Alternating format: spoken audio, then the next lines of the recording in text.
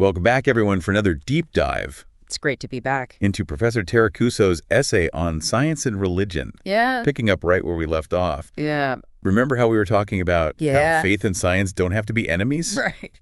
Right. Well, hold on tight, because today we're going to explore his fascinating footnote Okay. about what faith really means. All right. Especially from a biblical perspective.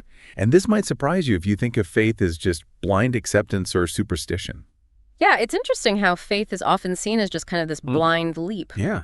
accepting things without question. But Taracuso actually argues that biblical faith Okay. is something way deeper and more thoughtful. Really? He describes it as Okay. a deep and conscious personal conviction based on rational foundations and arising from a deep and fundamentally truthful knowledge. So not just blind faith, then. That's a bit of a twist. So where does this whole idea come from? Well, footnote points us to Hebrews 11.1, which defines faith as the assured expectation of what is hoped for, the evident demonstration of realities that are not seen.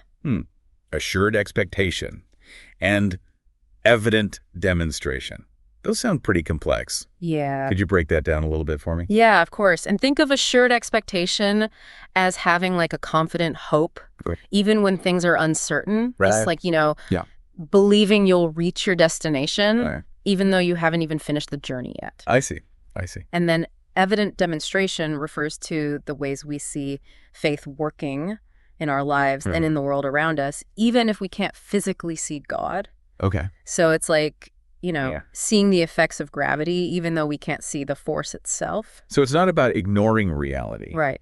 but having a trust that's grounded in something you believe to be true, Exactly. even if you can't fully see it or prove it. Yeah. And that's where this rational foundation comes in. Think of it like building a house. You wouldn't build it on sand, would you? Definitely not. You need a solid foundation. Yeah. And in this sense, faith is built on a foundation of evidence, reason, and experience that supports the belief. That makes a lot of sense. Yeah. And it seems like truth is really at the core of this concept of biblical faith. Absolutely. The footnote actually highlights several Bible verses Okay. that emphasize this connection between faith and truth. Oh, interesting. For example, 1 Timothy 2.4 says, God wants all sorts of people to be saved and to come to an accurate knowledge of the truth. So it's not about blindly accepting things, but actually actively seeking out the truth. Right. Huh. That's kind of like what we're doing with this deep dive, Exactly. digging deeper, trying to get a clearer understanding. Precisely. And another verse, 1 Thessalonians 5.21, Okay. encourages us to make sure of all things, hold fast to what is fine. Okay. So in other words, we're encouraged to test what we hear, examine our beliefs, and hold on to what we find to be true and good. That's pretty different from the image of faith is just blindly accepting what you're told. Right. It's more like being a detective, investigating and evaluating the evidence. That's a great way to put it. And don't forget, the Bible also describes God as the God of truth Right. in Psalm 31.5, further cementing this link between faith and truth. Okay, so we've established that truth is super important in this understanding of faith. Right. But what happens when our faith is based on something that's actually false, Yeah, especially when it comes to our understanding of God? that's a really critical point. Yeah. And the footnote definitely doesn't shy away from it. I bet it gets pretty interesting here. Tell me more. Well, it highlights John 17.3, Okay. where eternal life is connected to knowing the true God. Hmm. It's a pretty powerful statement about having a correct understanding of God. So this isn't just some abstract theological idea then. No. It has real-world implications Right. for our lives. Yes. And even our eternal destiny, according to this view. Exactly. And to illustrate this point, the footnote brings up the story of Adam and Eve Okay. from the book of Genesis. Right.